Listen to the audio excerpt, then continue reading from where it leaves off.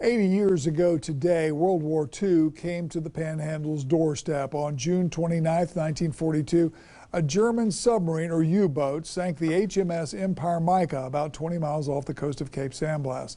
As News 13's Emily McLeod tells us, the story of the ship and its crew had become part of the Panhandle's rich history.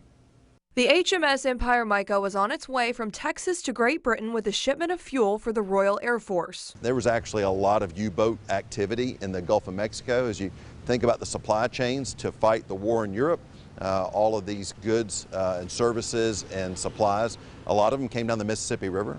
And as they came down the Mississippi River, they would go around the Keys and into the Atlantic and then out to help the theater in Europe. The Empire Mica was fairly new, having been built a year earlier. A little before 8 o'clock on the morning of June 29, 1942, the ship crossed paths with German U-boat 67 off the coast of Cape San Blas. U-boat 67, U-67, was patrolling in the Gulf waters, happened to see it, struck the Empire Mica twice, 33 lives perished. And Captain Anderson's is home to several artifacts from the Empire Mica, including this massive propeller from the ship.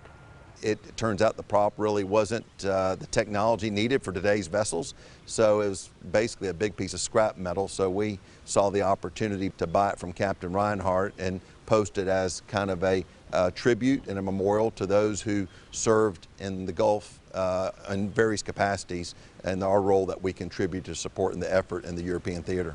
The Empire Mica wreckage is a popular site for advanced divers. Every time we go out and we have great conditions, you sit back and think later on about like, wow, this was amazing. I wish I could do this more often. Patrick Green has visited the Empire Mica several times, noting the changes to the ship over the years as it rests under the currents of the Gulf of Mexico.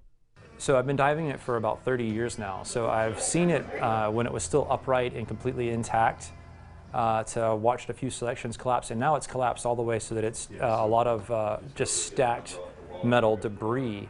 You can still make out, big features like the boilers and the engines, the spare prop. Jimmy PATRONIS says it's important to remember the Empire Mica because it's a big piece of Northwest Florida's history. Emily McLeod, News 13, Panhandle Strong. There are several artifacts, as Emily said, inside the Captain Anderson's restaurant from the Empire Mica, things like silverware, photos, and actually some pieces of the ship.